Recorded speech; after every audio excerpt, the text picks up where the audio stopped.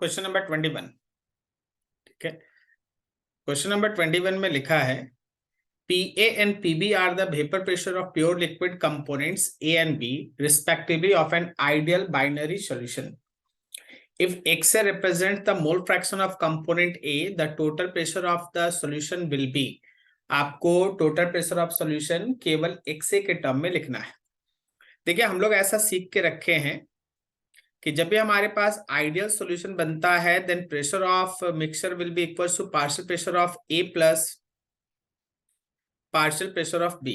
इसको आप ऐसे लिख सकते हैं कि P not a into x A pure vapour pressure of A into mole fraction of A pure vapour pressure of A into mole fraction of A plus plus pure vapour pressure of B into mole fraction of B. ये जो mole fraction आप लिखते हो वो liquid phase में होता है। ये जो आपका मोल फ्रैक्शन होता है that is in liquid phase, वो लिक्विड फेज में हमारा मोल फ्रैक्शन रहता है। सही है।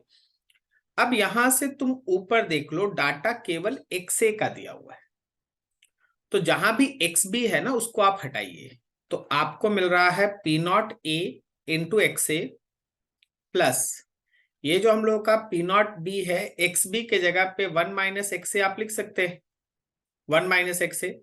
तो ये डाटा हो गया है आपका पी नॉट ए साथ में x a plus p not b minus minus p not b and x A.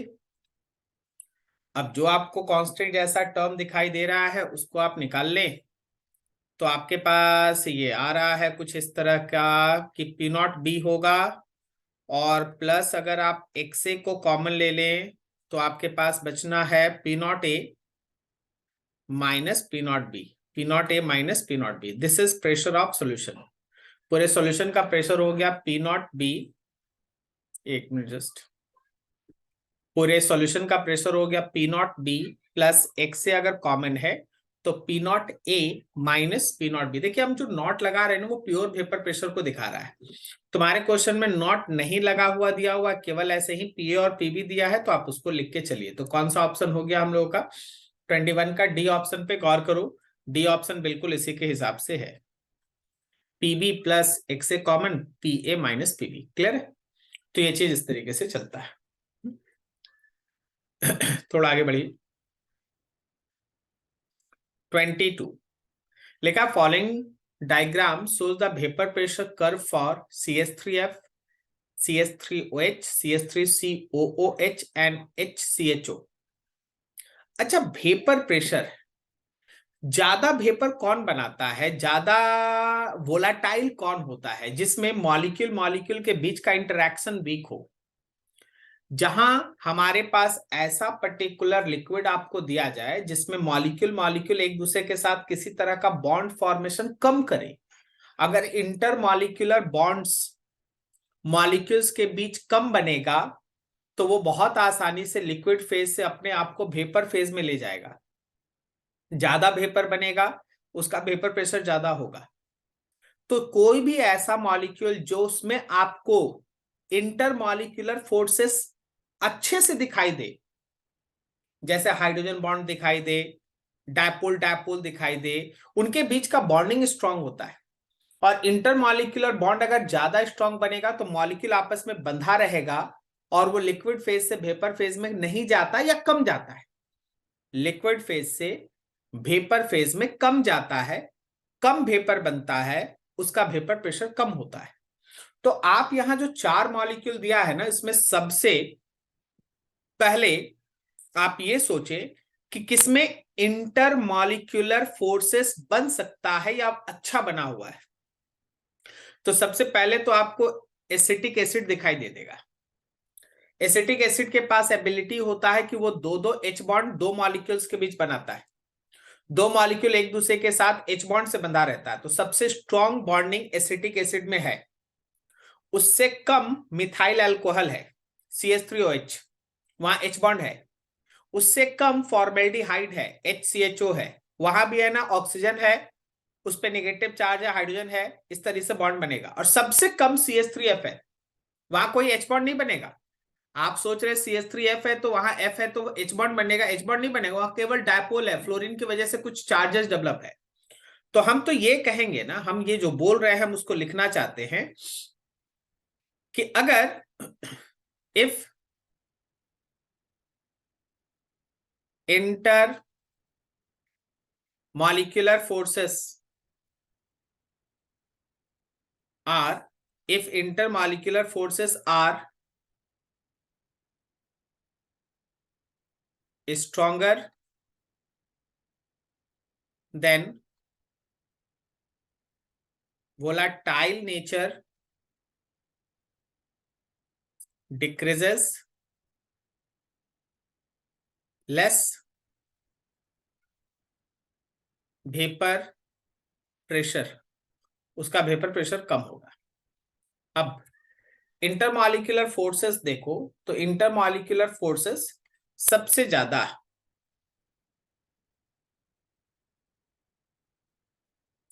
Strength of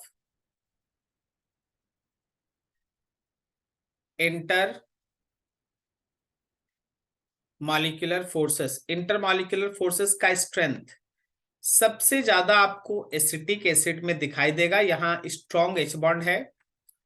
उससे कम आपको मिथाइल अल्कोहल में दिखाई देगा, उससे कम आपको फॉर्मेल्डिहाइड में दिखाई देगा, और सबसे कम आपका इंटरमॉलिक्यूलर फोर्सेस CH3F में होगा। तो इंटरमॉलिक्यूलर फोर्सेस इस ऑर्डर को फॉलो अप कर रहा है, इंटरमॉलिक्यूलर फोर्सेस इस ऑर्डर को फॉलो अप कर रहा है। सो vapour pressure follows, vapour pressure just इसका उल्टा ऑर्डर फॉलो करेगा, इसका उल्टा ऑर्डर फॉलो करेगा। सबसे कम एसिटिक एसिड का होगा, उससे ज्यादा मिथाइल अल्कोहल का होगा, उससे ज्यादा फॉर्मेल्डिहाइड का होगा, और सबसे ज्यादा CH3F का होगा। ठीक है, अब आप ग्राफ पे आइए, देखिए कि हमारा किस केस में मॉलिक्यूलर फोर्सेस किसका स्ट्रॉन्ग किसका वीक है। 4 नंबर सबसे वीक है, 4 नंबर यहां सबसे कम है। देख लो सबसे नीचे वाला वेपर प्रेशर के कोऑर्डिनेट में वही चल रहा है। तो 4 नंबर यहां मेरा एसिटिक एसिड है CH3COH। उसके बाद 3 नंबर है, तो 3 नंबर पे मिथाइल अल्कोहल है। उसके बाद 2 नंबर है, 2 नंबर पे फॉर्मेल्डिहाइड है, और फिर 1 नंबर है, और 1 नंबर पे आपका CH3F है। ठीक है, नीचे से ऊपर देखो वेपर प्रेशर इंक्रीज कर रहा है। सबसे ज्यादा वेपर प्रेशर 1 नंबर का है तो CH3F का है, सबसे कम वेपर प्रेशर 4 नंबर का है तो 4 नंबर एसिटिक एसिड है। ठीक है, अब आपको यहाँ पे चुनना है कि 1 2 3 4 कौन है। तो 4 मेरा एसिटिक एसिड है, 3 मेरा मिथाइल अल्कोहल है, 2 मेरा फॉर्मेल्डिहाइड है, और 1 मेरा CH3F है। That A option is there, A option होगा, ए ऑप्शन। ठीक है, कंसेप्ट पे ध्यान दीजिए, कंसेप्ट पे। ए ऑप्शन होगा, बी ऑप्शन होगा, ये तो दूसरा बात है, सबसे पहले कंसेप्ट पे ध्यान दीजिए। मॉलिक्यूल जब आपस में किसी तरह का बॉन्डिंग बनाएगा, उसका वेपर में जाने का जो टेंडेंसी है वो कम हो जाएगा, क्योंकि वो लिक्विड में ही बॉन्ड में बंधा हुआ है। तो वोलाटाइल नेचर घटेगा, वेपर प्रेशर घटेगा। तो स्ट्रेंथ जितना ज्यादा इंटरमॉलिक्यूलर फोर्सेस का होगा, वेपर प्रेशर उतना कम होगा, वोलाटाइल नेचर उतना कम होगा। यहां दिए गए मॉलिक्यूल में एसिटिक एसिड का बॉन्डिंग सबसे स्ट्रांग था, उससे कम मिथाइल अल्कोहल, उससे कम फॉर्मेल्डिहाइड, सबसे कम CH3F। तो हमारा वेपर प्रेशर इसका उल्टा ऑर्डर फॉलो करेगा। क्लियर है, बहुत बेहतरीन। ठीक है, आइए आगे बढ़ते हैं।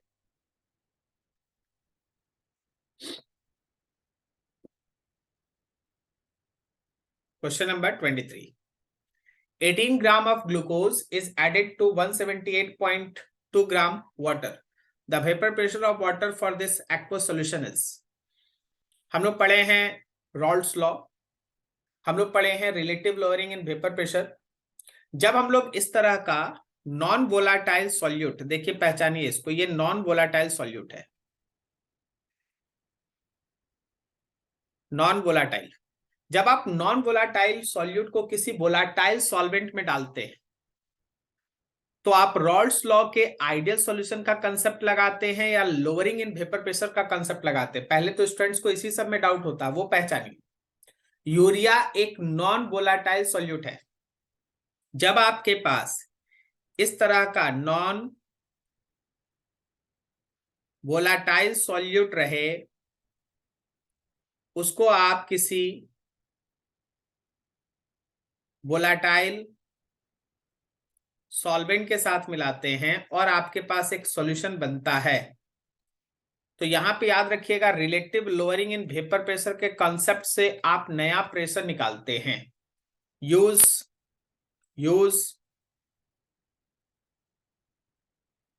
Relative lowering in vapour pressure. Use relative lowering in vapour pressure. आप relative lowering in vapour pressure का कॉन्सेप्ट यूज करें, ठीक है। ध्यान से देखो, समझने का कोशिश करो, आराम से देखो। तो हमारे पास relative lowering in vapour pressure का कॉन्सेप्ट क्या है कि pure vapour pressure of solvent minus pressure of solution divided by pure vapour pressure of solvent is equals to mole fraction of solute is equals to mole fraction of solute. और mole fraction of solute आप क्या लिखते हैं? Number of moles of solute by number of moles of solvent and number of moles of solute. अब आप अगर चाहें ना तो इस इक्वेशन 1 को थोड़ी देर के लिए छोड़ दें। ये आपका कंसेप्ट बन गया कि इक्वेशन 1 को आप यूज करेंगे। इसका डाटा आप थोड़ा अलग से कलेक्ट कर ले, डाटा अलग से कलेक्ट कर ले। देखो, हमारे पास 18 ग्राम ग्लूकोज है। तो अगर आप सॉल्यूट का बात करते हैं तो सॉल्यूट हमारा ग्लूकोज है C6H12O6। यहां पे अगर आप नंबर ऑफ मोल सॉल्यूट का लिखेंगे तो उसका वेट है, आप लिखेंगे ना, weight of solute by molar mass of solute. तो उसका वेट है 18 ग्राम और ग्लूकोज का मोलर मास आता है 180 ग्राम। तो जब ये सॉल्व करेंगे तो 0.1 मोल हमारा मोल्स आ जाएगा सॉल्यूट का, बोलो तो ग्लूकोज का। अब आप थोड़ा सा सॉल्वेंट के बारे में सोचो। सॉल्वेंट यहाँ पानी है, सॉल्वेंट में वाटर है। अगर आप सॉल्वेंट का नंबर ऑफ मोल्स लिखेंगे तो आपको वेट लेना पड़ेगा सॉल्वेंट का और मोलर मास ऑफ सॉल्वेंट लेना होगा। वेट सॉल्वेंट का क्वेश्चन में आ जाओ, देखो 178.2 ग्राम, 178.2 ग्राम। तो 178.2 ग्राम में 18 ग्राम से डिवाइड करा, दिस इज कितना आ जाएगा जी? 180 रहता तो 10 होता, यहाँ जस्ट उससे 1. तो ये लग रहा है 9.9 मोल है। ऊपर 0.1 मोल है और नीचे 9.9 मोल है। 9.9, देखो 180 ग्राम रहता ना तो ये 10 मोल हो जाता पूरा।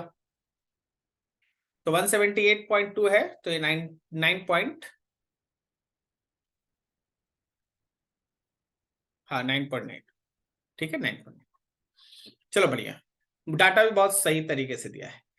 तो अगर हमको मोल फ्रैक्शन ऑफ सॉल्यूट लिखना पड़ा तो number of moles of B by number of moles of A plus number of moles of B लगाएगा। तो number of moles of B कितना है? 0.1 है। और number of moles of A कितना है? 9.9 है और प्लस 0.1 है। तो ऊपर हम लोगों का 0.1 हो गया और नीचे 10 आ गया, और 10 आने से ये वैल्यू हो गया 0.01। ठीक है, 0.01 is the mole fraction of solute. 0.01 is the mole fraction of solute. अब आप इक्वेशन 1 का सहारा ले, इक्वेशन 1 यूज करें।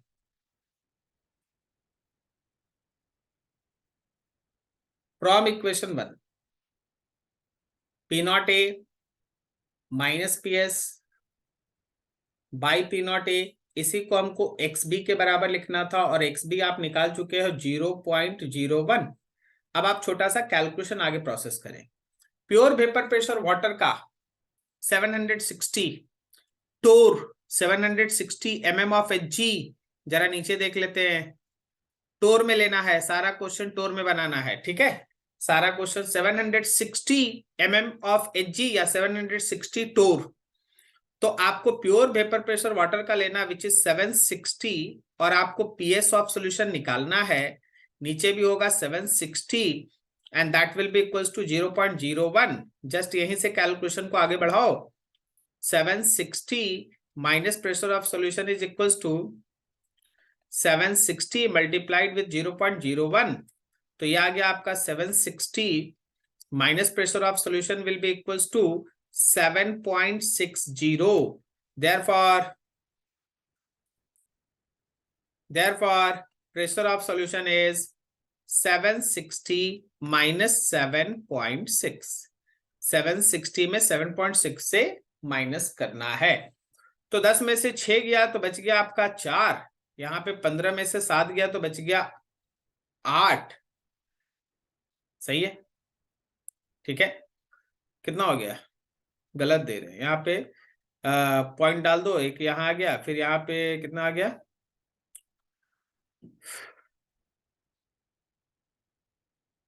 760.0 और यहाँ आ गया 7.6। माइनस करो तो ये आ गया आपका 0.4। फिर यहाँ आ गया 9 में से 7 गया तो आ गया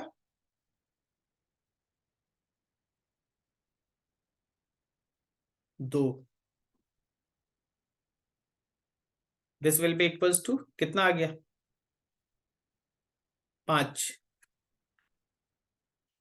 और यहाँ इतना 752.4 टोर, ये आपका आंसर होगा।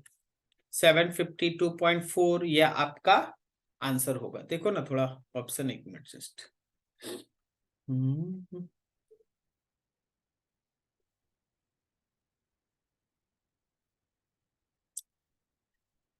ये चीज इस तरीके से काम कर रहा है ना। सबसे पहले आपको क्वेश्चन पकड़ना पड़ता है 752.4, ये वाला बी ऑप्शन।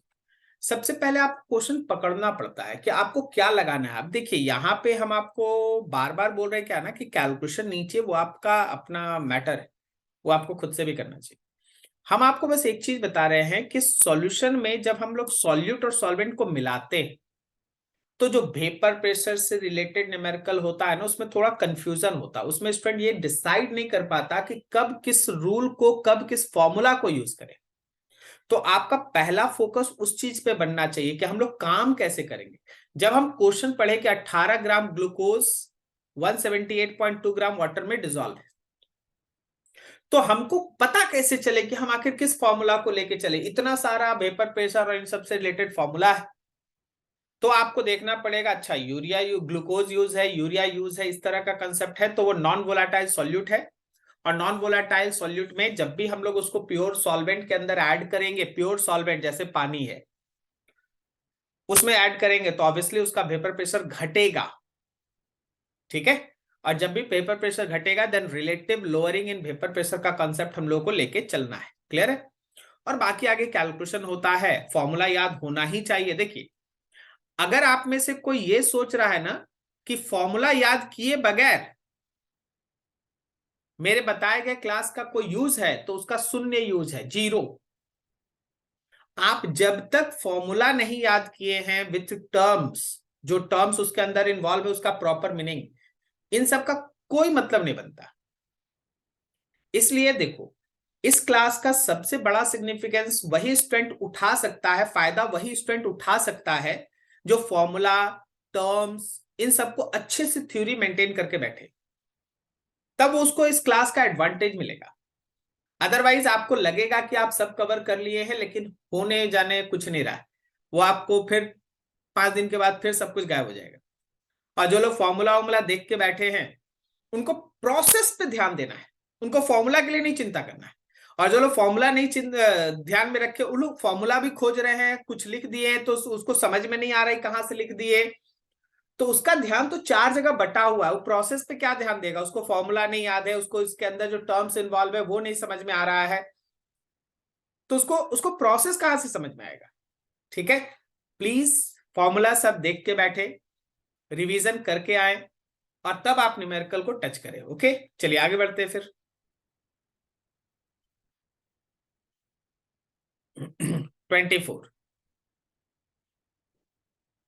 24 में लिखा है at 300 Kelvin two pure liquids A and B 150 mm and 100 mm of Hg vapour pressure respectively. यहां देखो 2 प्योर लिक्विड बोल दिया, तो जब 2 प्योर लिक्विड बोल दिया है तो हम लोग रॉल्स लॉ के थ्रू जाएंगे। दोनों volatile liquid. In an equimolar liquid mixture of A and B, दोनों का इक्विमोलर मिक्सचर है लिक्विड में। अब दो लिक्विड को भी मिलाते हो तो दो तरह का सॉल्यूशन बन जाता है, याद करो। लिक्विड और लिक्विड का लिक्विड सॉल्यूशन, और लिक्विड को जब मिलाए तो उनका जो वेपर बना, वेपर में सॉल्यूशन। याद आ रहा होगा Raoult's law between solution of two volatile liquids. Liquid liquid मिला, लिक्विड के अंदर कंपोजिशन, लिक्विड लिक्विड मिला, वेपर के अंदर कंपोजिशन। बहुत अच्छा खासा आप इस पे काम करके रखे। चलिए अब न्यूमेरिकल बनाते हैं। इन an equimolar liquid mixture, liquid के अंदर जो इक्विमोलर मिक्सचर है, the mole fraction of be in vapour mixture. अब आपको बी का वेपर मिक्सचर निकालना है। आराम से क्वेश्चन समझिए, अकॉर्डिंग टू क्वेश्चन डाटा तैयार कीजिए। अगर हम प्योर वेपर प्रेशर ए का ले तो 150 mm है, और अगर हम प्योर वेपर प्रेशर बी का ले तो वो 100 mm है, mm ऑफ Hg कॉलम। इसको आप टोर भी लिख सकते हैं शॉर्टकट। अब आपके इक्विमोलर मिक्सचर के हिसाब से अगर हम मोल फ्रैक्शन ए का लेंगे तो वो 1/2 आएगा, और अगर हम मोल फ्रैक्शन बी का लेंगे वो भी 1/2 आएगा। कारण है equimolar mixture in liquid, liquid form में ये लिक्विड मिक्सचर है, लिक्विड मिक्सचर है, लिक्विड के अंदर का मोल फ्रैक्शन है लिक्विड फॉर्म, ये लिक्विड फॉर्म में मोल फ्रैक्शन है। हम लोग को वेपर फेज का मोल फ्रैक्शन निकालना है, हम लोगों को वेपर फेज का मोल फ्रैक्शन निकालना है, ठीक है। इक्विमोलर मिक्सचर बोल दिया लिक्विड में, इसलिए हम मोल फ्रैक्शन को सीधा 1/2 लिख दिए, मोल फ्रैक्शन को 1/2 लिख दिए। सर नहीं पता चला सर आप कैसे 1/2 लिख दिए? देखो मोल फ्रैक्शन का फॉर्मूला होता है नंबर, मान लो जैसे ए का लिखना है तो number of moles of A by number of moles of A plus number of moles of B लिखे हो। इक्विमोलर बोला है तो जितना नंबर ऑफ मोल्स ए का लोगे, मान लो ए का तुम है ना लेते हो सपोज सपोज सपोज ए मोल्स, तो ए और बी दोनों का ए मोल ही है, तो क्या ये कट के 1/2 आएगा? अगर कोई बोलता है कि नहीं सर हम बी मोल लेंगे तो ऊपर बी लोगे नीचे 2b आएगा, कुछ भी काट लो आपको 1/2 मिलेगा, ठीक है। तो ये इक्विमोलर मिक्सचर है। अब यहां से आप पार्शियल प्रेशर ए का लिख लीजिए। Can we write that p not a into x a, तो आपके पास वैल्यू हो गया 150 multiplied with 1/2 and that is 75 mm of Hg। Similarly आप पार्शियल प्रेशर बी का भी लिख लीजिए, p not b into x b into x b. P not b हमारा 100 है और एक्स बी मेरा 1/2 है, so it is 50 mm of Hg column. सही है। अब आप याद कीजिए, आप ऐसे पढ़े हैं कि अगर आपको टोटल प्रेशर ऑफ सॉल्यूशन लिखना है तो पार्शियल प्रेशर ऑफ ए और पार्शियल प्रेशर बी को ऐड कर दीजिए। तो पार्शियल प्रेशर ए मेरा 75 आया है और पार्शियल प्रेशर बी मेरा 50 आया है, दोनों ऐड कर दिए तो 125 mm आ गया। अब आइए डाल्टन्स लॉ पे। ये तो रॉल्स लॉ हम लोग यूज कर रहे थे, अभी आपके पास है डाल्टन्स लॉ।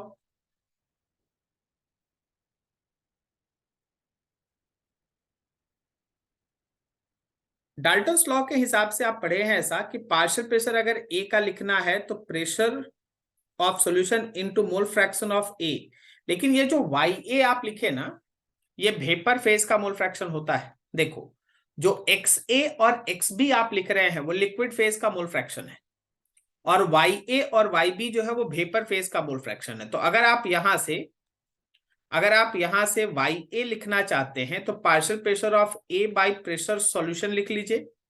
पार्शियल प्रेशर ए का 75 था और टोटल 125 था, सो ए का वेपर फेज में मोल फ्रैक्शन 25 से काटने से 3/5 आएगा या 0.6 आएगा। और अगर आप बी का वेपर फेज में मोल फ्रैक्शन निकालना चाहते हैं, बी का वेपर फेज में अगर आप मोल फ्रैक्शन निकालना चाहते हैं तो पार्शियल प्रेशर बी का लीजिए और उसको प्रेशर ऑफ सॉल्यूशन से डिवाइड कीजिए। तो ये था 50 और नीचे था 125, ये 2/5 आएगा तो 0.4। तो पूरा पैटर्न एक प्रोसेस के तहत बंधा हुआ है, उसको देखो। दिमाग में बैठा लो, ये बहुत इंपॉर्टेंट सेक्शन है। हम यहाँ रुक के थोड़ा देर आपसे बात कर ले। हाँ देखिएगा थोड़ा और नीचे। हाँ गए। क्वेश्चन में क्या लिखा था? लिखा था कि देखिए भाई 300 केल्विन पे दो प्योर लिक्विड ए और बी है। ए का vapour pressure 150 mm of Hg है और बी का vapour pressure 100 mm of Hg है। इन an equimolar liquid mixture, liquid phase में दोनों का ए और बी का इक्वल मोल मिला हुआ है। तो मोल फ्रैक्शन बताना है बी का वेपर फेज में, मोल फ्रैक्शन बताना है बी का वेपर फेज में। सबसे पहले क्वेश्चन के डाटा से हम लोग प्योर वेपर प्रेशर ए का लिख लिए, बी का लिख लिए। बिकॉज इक्विमोलर मिक्सचर था तो लिक्विड फेज में उसका मोल फ्रैक्शन 1/2 या 0.5 रहा। पी नॉट ए और एक्सए को यूज करके पार्शियल प्रेशर ए का निकाला गया जो 75 आया। इसी तरह पार्शियल प्रेशर बी का निकाला गया जो 50 आया। जब हम पार्शियल प्रेशर ए और बी को मिला देंगे तो हमको टोटल प्रेशर ऑफ सॉल्यूशन मिल जाएगा जो 125 आया। अब डाल्टन्स लॉ कहता है कि अगर आप पार्शियल प्रेशर ए का लिखना चाहते हैं तो पूरे प्रेशर ऑफ सॉल्यूशन को मोल फ्रैक्शन से मल्टीप्लाई कीजिए, लेकिन इस बार जो मोल फ्रैक्शन आप लीजिएगा वो लिक्विड में नहीं लीजिएगा, ये वेपर में लीजिएगा। तो उसको हम लोग वाई ए लिखें। तो वाई ए का वैल्यू हो गया partial pressure of A by pressure of solution, total pressure बोलते हैं जिसको हम लोग। तो 75 में 125 से डिवाइड किए 0.6 आया। और अगर बी का लेना था तो पार्शियल प्रेशर बी का लेना था, पार्शियल प्रेशर हम लोगों को बी का लेना था और बी के अंदर टोटल प्रेशर से डिवाइड करना था 125 से, तो वहां 0.4 आया। Is this clear? बेहतरीन क्वेश्चंस, ठीक है। वेपर फेज में लिक्विड फेज में काम स्टार्ट है, थोड़ा ध्यान रखना, ठीक है। आपका आंसर 0.4 है, बी वाला ही पूछा है तो बी वाले के लिए आंसर 0.4 है, ठीक है। क्वेश्चन नंबर 25 लिखा है the vapour pressure of pure CHCl3 chloroform CH2Cl2 are 200 and 41.5 atm respectively. The weight of CHCl3 and CH2Cl are respectively. The vapor pressure of solution will be. यहाँ आपको प्रेशर ऑफ सॉल्यूशन निकालना है, लेकिन थोड़ा calculation typical है। Data हम देख पा रहे 11.9 17 ऐसा, तो कैलकुलेशन बस टिपिकल है। हम लोग क्या करते हैं ना,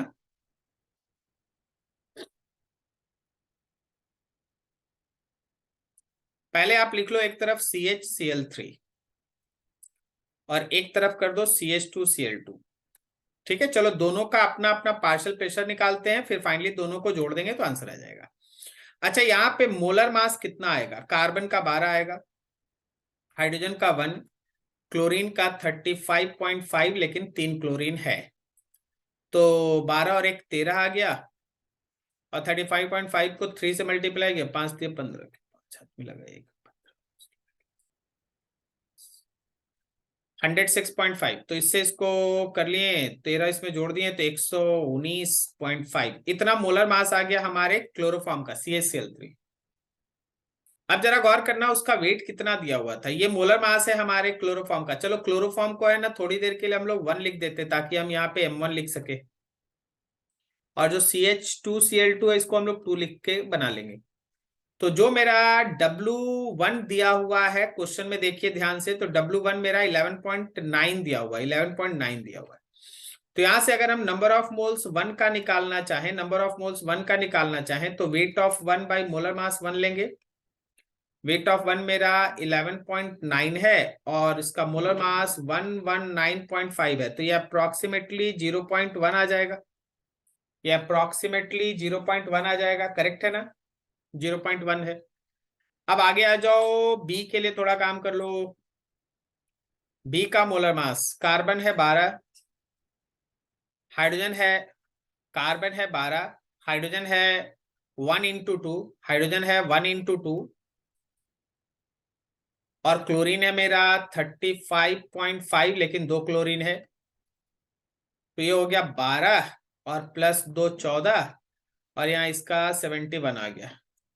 14 को इससे ऐड कर दिए तो 85 ग्राम आ गया, ठीक है। AMM2 है। और मेरा W2 कितना मेंशन है भाई? W2 मेंशन है 17 ग्राम। तो यहां से अगर हम नंबर ऑफ मोल्स 2 का निकालेंगे तो W2 बाई M2 ले लो तो ये आ गया ऊपर में 17 ग्राम और नीचे है 85, दैट इज 1/5, और 1/5 मतलब 0.2। तो दोनों का अपना अपना नंबर ऑफ मोल्स अभी तक आ चुका है, दोनों का अपना अपना नंबर ऑफ मोल्स अभी तक आ चुका है। अब आप मोल फ्रैक्शन पे आए। अगर आप मोल फ्रैक्शन 1 का लेते हैं तो N1/N1 + N2 करोगे तो दैट इज 0.1/0.1 + 0.2, तो ये आ रहा है 0.1/0.3, बोलो तो 1/3। इसी तरह अगर आप मोल फ्रैक्शन 2 का लेते हो तो number of moles of 2 by number of moles 1 plus number of moles of 2 लोगे तो नंबर ऑफ मोल्स 2 मेरा 0.2 है, और 1 + 2 कितना है, तो 0.1 + 0.2, ये भी सॉल्व करने से आपको मिल जाएगा 2/3, ये 2/3 हो गया आपका। देखिए थोड़ा वीडियो पे ध्यान नहीं है, अभी कैलकुलेशन चल रहा है नीचे। तो XA और XB ये दोनों मेरा आ गया। अब आप अलग अलग पार्शियल प्रेशर 1 और पार्शियल प्रेशर 2 निकालें।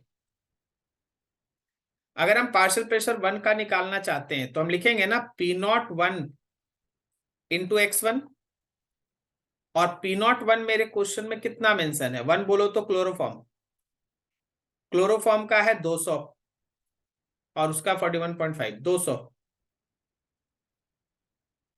तो यहां पे हो गया 200, और इसका मोल फ्रैक्शन 1/3 आया था, तो दैट इज 200/3, रहने दो अभी। और अगर हम इसी तरह पार्शियल प्रेशर 2 का लेना चाहें तो लेंगे pure vapour pressure of 2 into X2, ये था 41.5 एंड मल्टीप्लाइड विथ 2/3, ये कितना आ गया, इतना आ गया ये चलो मल्टीप्लाई कर लो, 0, 2 और 1 3 और 8, 83/3। आपसे प्रेशर ऑफ सोल्यूशन पूछा है, तो जब आपसे फाइनल प्रेशर ऑफ सोल्यूशन पूछा है तो जो पार्शियल प्रेशर 1 का और जो पार्शियल प्रेशर 2 का आया दोनों को जोड़िए। तो पार्शियल प्रेशर 1 आया मेरा 200/3 और पार्शियल प्रेशर 2 आया मेरा 83/3, दोनों को ऐड कर दिए तो 283/3, 3 से काटो 9, 27 हो गया, 13 के लिए 4 बार में आया 0.3, इतना ATM आपका आंसर लगभग होना चाहिए। Pressure of solution 94.3 ATM approx आपका आंसर होना चाहिए। अब देखते हैं 94.3, 94.3, that's C option is there, 94.3 that's C option is there. पूरा पैटर्न देखिए और समझिए ध्यान से, ठीक है। क्वेश्चन में क्या लिखा है, vapour pressure of pure CHCl3 and CH2Cl2 are 200 and 41.5 ATM respectively. दोनों प्योर लिक्विड था, वोलाटाइल है, इसलिए रॉल्स लॉ को सिलेक्ट किए कैलकुलेशन के लिए। वेट दोनों का दिया हुआ था और वेपर प्रेशर ऑफ सॉल्यूशन, कहने का मतलब मिक्सचर का वेपर प्रेशर निकालना था। तो वेट से सबसे पहले नंबर ऑफ मोल्स निकालें, दोनों का अपना अपना नंबर ऑफ मोल्स, एक का 0.1 दूसरे का 0.2 आया, दोनों के मोल्स के नंबर को यूज करके उनका अपना अपना मोल फ्रैक्शन निकाले, X1 और X2, 1/3 एंड 2/3 आया।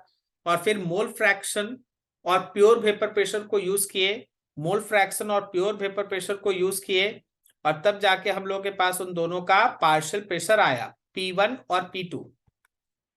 दोनों के पार्शियल प्रेशर को आप ऐड कर दिए, जब आप दोनों के पार्शियल प्रेशर को आप ऐड कर दिए तो आपको प्रेशर ऑफ सॉल्यूशन मिला, और वो प्रेशर ऑफ सॉल्यूशन आपके पास आया 94.3, प्रेशर ऑफ सॉल्यूशन आपके पास आया 94.3। Is this clear? बिल्कुल। तो ये चीज थोड़ा ध्यान रखना है और एकदम बढ़िया से सब पे है ना कमांड रखना है, ठीक है। इसको अच्छे से रिवाइज करके पॉज करके आराम से अपना काम 1-2 बार में और कर लीजिएगा, अच्छे से कर लीजिएगा, बहुत जरूरी है ये सब क्वेश्चन एकदम अच्छे से मेंटेन होना, ठीक है। खाली ABCD ऑप्शन पे नहीं जाना है आपको, इसके बार बार हम बोल रहे हैं ना, प्रोसेस को समझना है, मेथड्स को समझना है कि हाँ इसको कैसे हैंडल कर रहे हैं। यहां देखिए 26 में लिखा है if the total vapor pressure formed by mixing, if the total vapor pressure formed by mixing 25.5 gram of CHCl3 and 40 gram of CH2Cl2 at 298 Kelvin is 347.9 mm. Total vapour pressure दिया है, then the mole fraction of each component in vapor phase will be, आपको हर component का mole fraction vapour phase में बताना है। आपको total vapour pressure दे दिया है,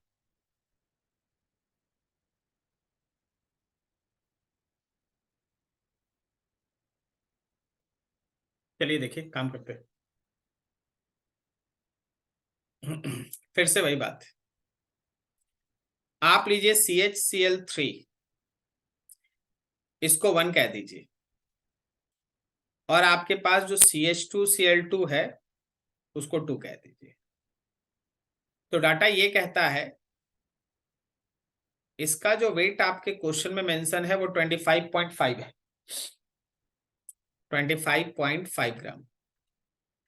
चलो एक नए क्वेश्चन की तरह ही लेंगे, मोलर मास निकालना है तो कार्बन का 12 ले लो, हाइड्रोजन का 1 और क्लोरीन का 35.5 करके 3 से मल्टीप्लाई करो, तो ये आपका आ गया 13 और प्लस 106.5 और ये पूरा आ गया 119.5 मोलर मास।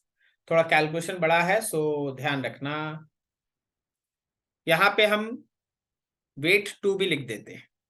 वेट 2 कितना लेना है तो 40 ग्राम लेना है, और इसका मोलर मास 2 कितना लेना है तो हम लोग कार्बन के लिए 12 लिखेंगे, हाइड्रोजन के लिए 1 × 2 लिखेंगे, और फिर क्लोरीन के लिए 30.5 × 2 लिखेंगे।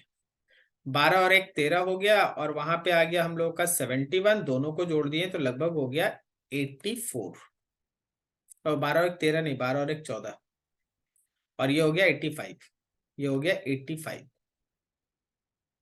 ठीक है 85। अब आप नीचे आओ, दोनों का अपना अपना प्योर वेपर प्रेशर दिया हुआ है। P01 कितना दिया हुआ है, तो P01 दिया हुआ है 200 mm, और P02 कितना दिया हुआ है, तो P02 दिया हुआ है हम लोगों का 415 mm, 415 mm ऑफ Hg। तो P01 से हम लोग Pa निकाल लें, P1 निकाल लें, P01 से हम लोग P1 निकाल लें, तो P1 is equals to, sorry अभी मोल फ्रैक्शन तो निकालना बाकी, अभी मोल फ्रैक्शन निकालना बाकी है, पहले मोल फ्रैक्शन निकालेंगे बाद में इधर जाएंगे। देखिए थोड़ा कैलकुलेशन इसमें बड़ा है, तो हम लोगों को हर चीज को ध्यान में रख के उसी हिसाब से काम करना है। एक बार गलत पेन चला ना तो एक्स्ट्रा 30 सेकेंड। चलो देखो, देखो यहां से पहले तो मोल फ्रैक्शन निकालने का कोशिश करो, उसके लिए नंबर ऑफ मोल्स 1 निकालो। नंबर ऑफ मोल्स 1 कितना है, तो W1 by molar mass 1, W1 है हम लोगों का 25.5, और नीचे है हम लोग के पास 119.5, तो ये अप्रोक्सीमेटली हमको लगता है 0.2, 2 बार में 238 आ जाएगा, 238 239, और 238 239 के बाद लगभग यहां 1 आएगा, ठीक है। अब यहां ये नंबर ऑफ मोल्स 2 लीजिए, नंबर ऑफ मोल्स 2 मतलब W2 बाई M2, W2 हम लोगों का कितना भाई 40 ग्राम, और नीचे है 85 ग्राम, 85 है, तो 85 से 40 से नीचे 0, ये कितना आ गया लगभग 0.5 तो नहीं आएगा, 4 बार में 32 और 34, 60 बचा, 60 बचा तो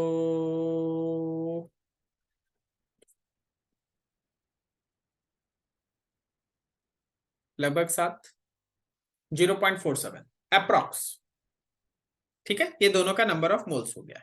अच्छा, अगर दोनों का नंबर ऑफ मोल्स हो गया तो मोल फ्रैक्शन 1 का अगर हम निकालेंगे, मोल फ्रैक्शन अगर हम लोग 1 का निकालेंगे तो मोल फ्रैक्शन 1 के लिए number of moles of 1 by number of moles 1 plus 2 लेंगे। Number of moles of 1 by number of moles of 1 plus number of moles 2 लेंगे, तो नंबर ऑफ मोल्स 1 का 0.21 है और नीचे मेरा 0.21 प्लस 0.47 है, अप्रोक्सीमेट कैलकुलेशन ही चल रहा है। तो ये हम लोग के पास आ गया लगभग 0.21 बाई 0.68, 0.21 बाई 0.68, 21/68 मान के चलते 21/68। तो जो मेरा मोल फ्रैक्शन 2 का आएगा, वैसे तो आप चाहो तो N2/N1 प्लस N2 कर लो, लेकिन ये आएगा कितना, तो 1 माइनस x1 ही आएगा। तो 1 माइनस 21/68 कहने का मतलब 47/68 आएगा। ठीक है, तो ये आ गया आपका, दोनों का मोल फ्रैक्शन आ गया। दोनों का अब हम लोग वेपर प्रेशर, जो प्योर वेपर प्रेशर था उसको यूज करेंगे और उनका अपना अपना पार्शियल प्रेशर कैलकुलेट करेंगे, अपना अपना पार्शियल प्रेशर। देयरफॉर अगर पार्शियल प्रेशर 1 का लिखना है तो P01 इंटू x1 करें। x1 तो हम लोगों का 21/68 है और P01 हम देखे थे 200 के आसपास था। कितना था? 200, 200 mm ऑफ Hg, और वो है 415, याद रखना है। ठीक है, ये है 200 mm, ये है 200। तो ये आ गया, 2 से मल्टीप्लाई कर दो, 4200/68। और अगर हम लोग P2 निकालें तो P02 इंटू x2 आएगा, वो था 415 एंड 47/68। ये कैलकुलेशन बहुत बड़ा है, दिक्कत ये कैलकुलेशन बड़ा है। तो P02 इंटू x2 हम लोग यूज किए, P02 इंटू x2 हम लोग यूज किए, मल्टीप्लाई कर लेते हैं।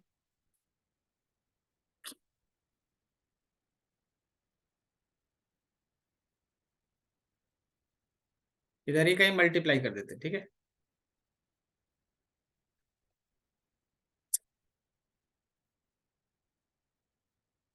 41547।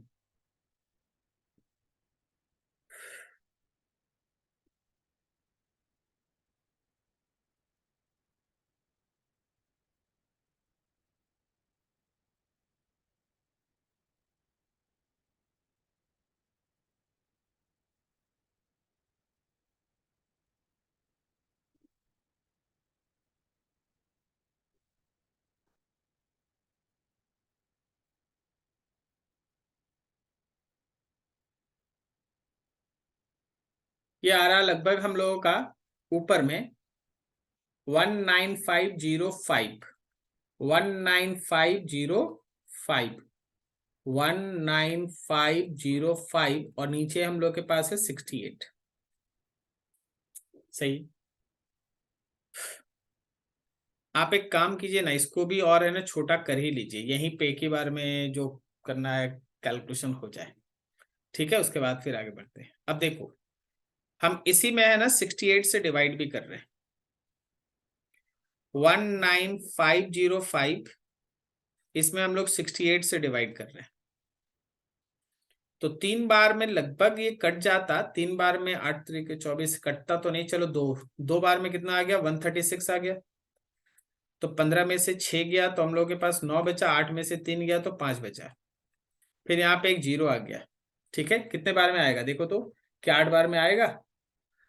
64 के 4, 8 छक्के 48 और 6 54। तो ये कितना बच गया, यहाँ 0 गया तो ये बच गया हम लोगों का 6, और 5 में से 4 गया, सॉरी 8 में से 4 गया तो 4, 46 आ गया। फिर यहाँ भी एक 5 आ गया, तो ये कितने बार में कटेगा, क्या 7 बार में कट रहा है? ज्यादा हो जाएगा। ठीक है, चलो 6 ही बार लेते हैं।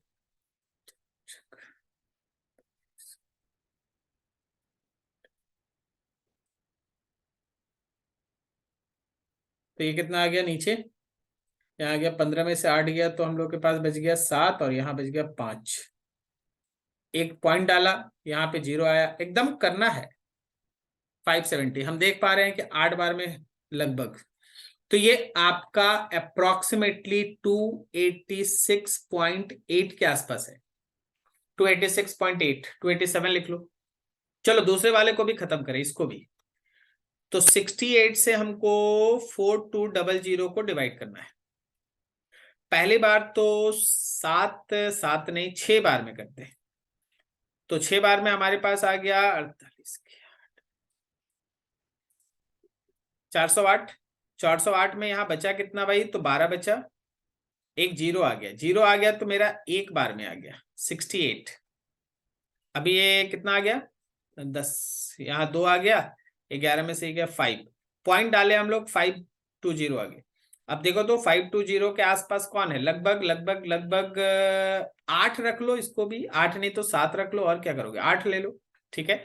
तो ये भी लगभग तुम्हारा 61.8 mm ऑफ एच के आसपास आ गया, और ये 286.8 mm ऑफ एच के आसपास हो गया। कैलकुलेशन, बस इस क्वेश्चन में कैलकुलेशन बड़ा है, नहीं तो मेथड तो एकदम इजी है। पार्शियल प्रेशर आप दोनों का निकाल ली, अब यहां से है ना वेपर प्रेशर कैलकुलेट कर लीजिए, लेकिन कैलकुलेशन बड़ा है, करना पड़ता है, जो है वो करना है, ठीक है। तो दोनों का चलिए पार्शियल प्रेशर आ गया। अब अगर दोनों का पार्शियल प्रेशर आ गया 61.8 और 286.8, तो क्या हम दोनों को ऐड कर देंगे तो पूरा मेरा वेपर प्रेशर नहीं आ जाएगा? दोनों को ऐड कर देंगे तो प्योर वेपर प्रेशर आ जाएगा मेरा, ठीक है। चलो देखो,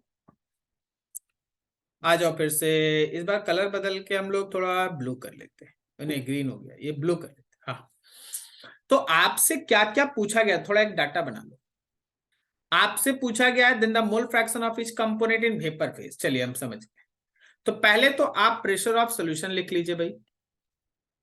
प्रेशर ऑफ सोल्यूशन है partial pressure of 1 plus partial pressure of 2।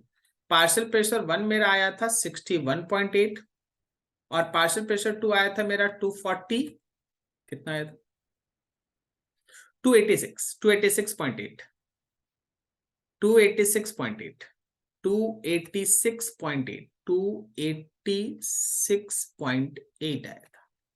तो दोनों को ऐड करते हैं, तो मेरे पास ये 0.8 ऐड करके 0.6 हो गया, 6 और 1 7 और 1 8 हो गया, 8 14 4 2 और 1 3 हो गया। इतना mm हो गया हम लोगों का, इतना mm ऑफ एच हो गया प्रेशर ऑफ सोल्यूशन, ठीक है। इतना mm ऑफ एच हो गया pressure of solution. Now think, अब आप आगे सोचे, ऐसे सोचे, अकॉर्डिंग टू डाल्टन्स लॉ,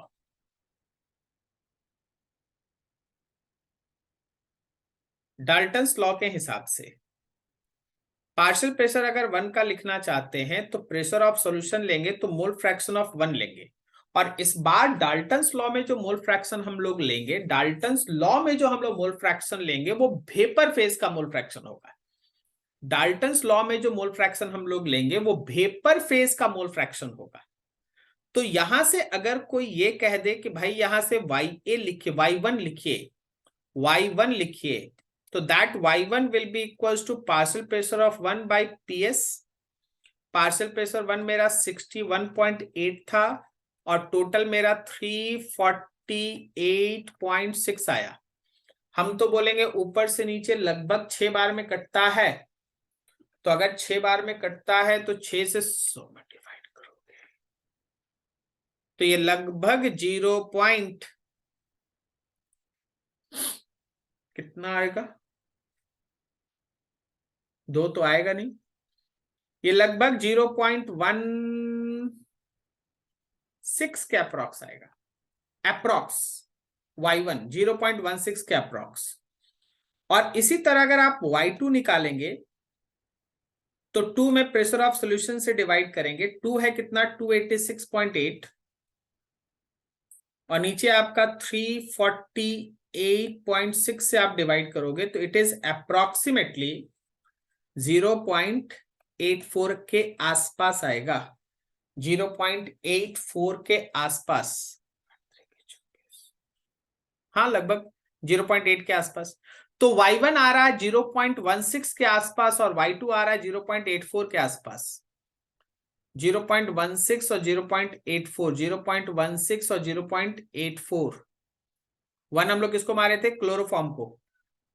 1 माने थे क्लोरोफॉर्म को। तो ये वाले ऑप्शन पे देखिए जरा, सी वाले ऑप्शन पे देखिए, सी वाले ऑप्शन पे देखिए जरा ध्यान से, सी वाले ऑप्शन पे सब कोई देखिए, ठीक है। सी वाले ऑप्शन में ये लगभग 0 पॉइंट, हम लोग का तो 16 आया, यहाँ 18 है, और उसी हिसाब से ये लगभग 0 पॉइंट हम लोग का 84 आया, यहाँ 0.82 है। तो हम लोग अप्रॉक्स कैलकुलेशन किए हैं, आप देखे ही हैं, इतना लंबा चौड़ा कैलकुलेशन था, बहुत जगह अप्रॉक्स किया गया। तो आपको इस तरीके से चलना है। आप देखिए यहाँ पे प्योर मेरा 347.9 भी लिखा हुआ था और मेरा आया था 348.6, सही है। तो कैलकुलेशन को समझो, और इस क्वेश्चन में मेरे हिसाब से कुछ नहीं है, बस खाली कैलकुलेशन कराया गया है, जी तोड़ कैलकुलेशन कराया गया है, ठीक है। एकदम बच्चा वाला गुना भागा जैसे हम लोग करते थे, वैसे हम लोगों को पुराना याद ताजा करा दिया गया है, ठीक है। अच्छे से देख लीजिए, मेथड कॉन्सेप्ट वही है जो एक दो न्यूमेरिकल पहले हम लोग कर रहे थे।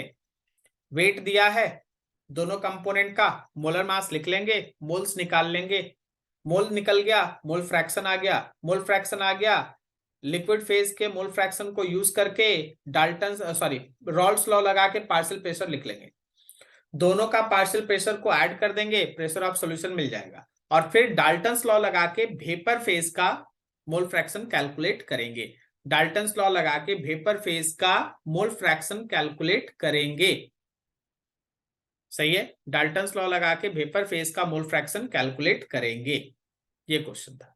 और बेहतरीन है सब, कैलकुलेशन थोड़ा जटिल है लेकिन करना है, ठीक है।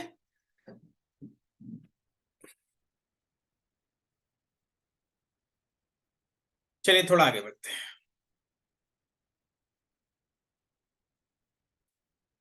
लिखा है for an ideal solution the correct option is, कोई आइडियल सॉल्यूशन है, आइडियल सॉल्यूशन के लिए क्या क्या होता है भाई?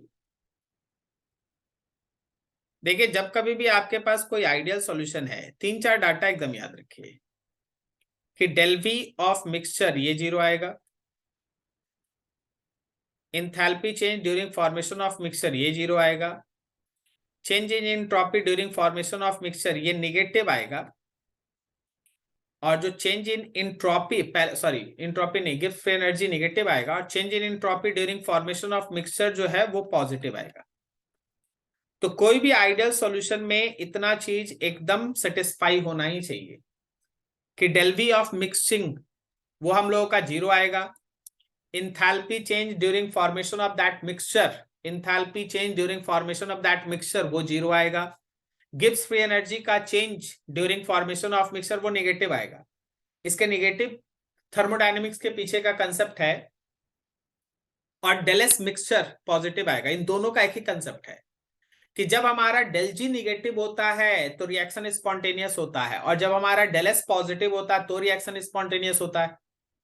तो जब आप दो सॉल्यूशन को मिलाएं तो रिजल्टेंट सॉल्यूशन का फॉर्मेशन एक स्पॉन्टेनियस प्रोसेस हो, फिर से जब आप दो कंपोनेंट्स को मिलाएं तो रिजल्टेंट सॉल्यूशन का फॉर्मेशन एक स्पॉन्टेनियस प्रोसेस हो, इसके लिए जरूरी है कि उसका डेल जी निगेटिव आए या डेल एस पॉजिटिव आए, तभी रिएक्शन स्पॉन्टेनियस होगा। डेल वी मिक्सिंग 0 आना चाहिए, डेल एच मिक्सिंग 0 आना चाहिए, डेल जी निगेटिव आना चाहिए, डेल एस पॉजिटिव होना चाहिए। अब आपके पास ऑप्शन है, ऑप्शन में तो एक ही मैच कर रहा, केवल बी वाला, केवल बी वाला मैच कर रहा। Del H of mixing is 0, बाकी तो सब जैसे दिया वो अप्रोप्रिएट नहीं है। क्लियर, याद रखिएगा।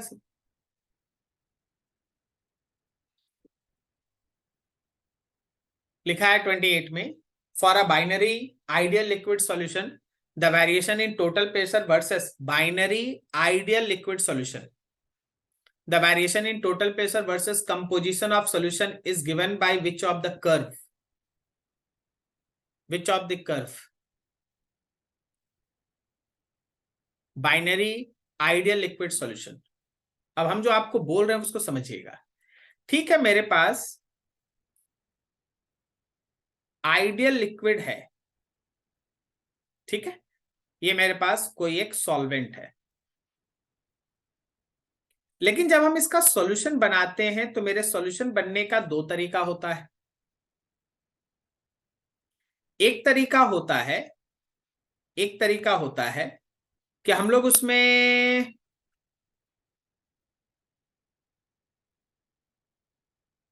नॉन वोलाटाइल सॉल्यूट ऐड कर दें और हम लोग उसमें वोलाटाइल सॉल्यूट ऐड कर दें। ऑब्वियसली चाहे आप नॉन वोलाटाइल सॉल्यूट ऐड करें या वोलाटाइल सॉल्यूट ऐड करें, अगर आपके पास आइडियल लिक्विड है, अगर आपके पास आइडियल लिक्विड है तो आप ए ऑप्शन को ही फॉलो करेंगे। ठीक है, स्ट्रेट लाइन कर्व होगा, स्ट्रेट लाइन होगा हमारा ग्राफ, स्ट्रेट लाइन होगा हमारा ग्राफ। अगर आपके पास नॉन आइडियल सॉल्यूशन है जिसमें आप पॉजिटिव या नेगेटिव डिविएशन शो करते, तब जाके ये कर्व बनता है। ठीक है, नॉन आइडियल। लेकिन आइडियल सॉल्यूशन के केस में ये स्ट्रेट लाइन ही रहेगा। Is this clear? ठीक है ना, ध्यान रखिएगा बस। क्लियर? आगे आइए, क्वेश्चन नंबर 23 लिखा है the solution which shows large positive deviation from Raoult's law. Positive deviation कौन शो करता है? अगर एजोट्रॉपिक मिक्सचर, जैसे हम नीचे देख रहे हैं एजोट्रॉप एजोट्रॉप लिखा है, तो positive deviation minimum boiling azeotrope ही शो करता है। पॉजिटिव डिविएशन कौन शो करता है? Minimum boiling azeotrope.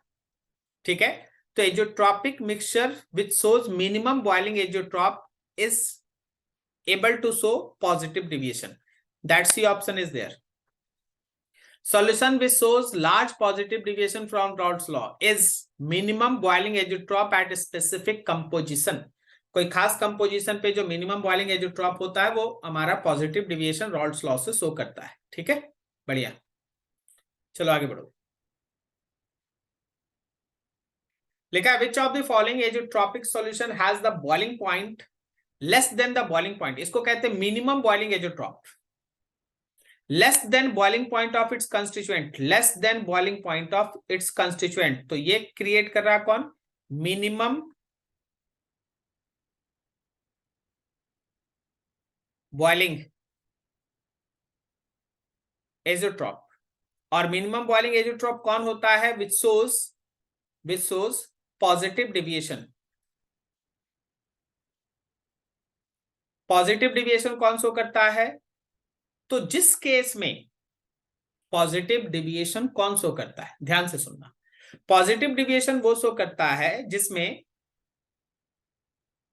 सॉल्यूट और सॉल्वेंट के बीच का जो फोर्स है वीकर होगा कंपैरिजन टू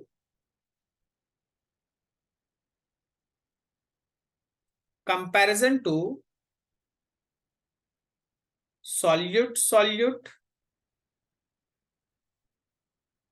and solvent। कोई भी ऐसा कंपोनेंट खोजिए जिसमें सॉल्यूट सॉल्वेंट के बीच का जो फोर्स ऑफ इंटरैक्शन है वो वीकर है। सॉल्यूट सॉल्वेंट के बीच का जो फोर्स ऑफ इंटरैक्शन है वो वीकर है comparison to solute solute and solvent solvent interaction. जब कभी भी सॉल्यूट सॉल्वेंट के बीच का बनने वाला बॉन्ड अगर कमजोर होगा, सॉल्यूट सॉल्यूट और सॉल्वेंट सॉल्वेंट के बीच के फोर्स से, तो आसानी से बॉन्ड टूट जाएगा। किसका? सॉल्यूट सॉल्वेंट का बॉन्ड आसानी से टूट जाएगा और तुरंत ज्यादा वेपर बनाएगा, उसका मैक्सिमम पॉजिटिव डिविएशन शो करेगा, वो मिनिमम बॉइलिंग एजेट्रॉप होगा। तो पहले जिसमें स्ट्रॉन्ग बॉन्ड था ना, पहले मतलब मिक्सर बनाने के पहले जिसमें स्ट्रॉन्ग बॉन्ड था, मिक्सचर बनाने के बाद अगर उसमें वीक बॉन्ड बनता है तो वो पॉजिटिव डिविएशन शो करता है और उसी का बॉइलिंग पॉइंट दोनों कंपोनेंट के बॉइलिंग पॉइंट से कम होता है। ठीक है, और यहां पे अगर आप पूरा चार्ट देख रहे हैं तो सबसे स्ट्रॉन्ग बॉन्ड शुरू में कहां हो सकता है? अल्कोहल वाला। वहां इंटरमॉलिक्यूलर एच बॉन्ड बन सकता है। पहले जब वो प्योर फॉर्म में था तो इंटरमॉलिक्यूलर एच बॉन्ड बना के अपने आप को स्टेबलाइज रखा। फिर जब एसीटोन आ गया तो एसीटोन आने से उसका इंटरमॉलिक्यूलर एच बॉन्ड टूट टूट के अब एसीटोन के साथ बॉन्ड बनाना पड़ा, लेकिन एसीटोन वाला बॉन्ड उतना स्ट्रांग नहीं था जैसा कि उनका इंटरमॉलिक्यूलर एच बॉन्ड था। तो सी ऑप्शन में जो इथाइल अल्कोहल और एसीटोन है, सुनिएगा अच्छे से, सी ऑप्शन में जो इथाइल अल्कोहल और एसीटोन है, इथाइल अल्कोहल और एसीटोन के बीच का बॉन्ड वीकर है comparison two ethyl alcohol bond, acetone acetone bond. That's why it shows positive deviation and its boiling point is less than boiling point of constituent molecules. ठीक है, याद रखना ये concept काम आता है खोजने में। क्लियर है, बहुत बढ़िया।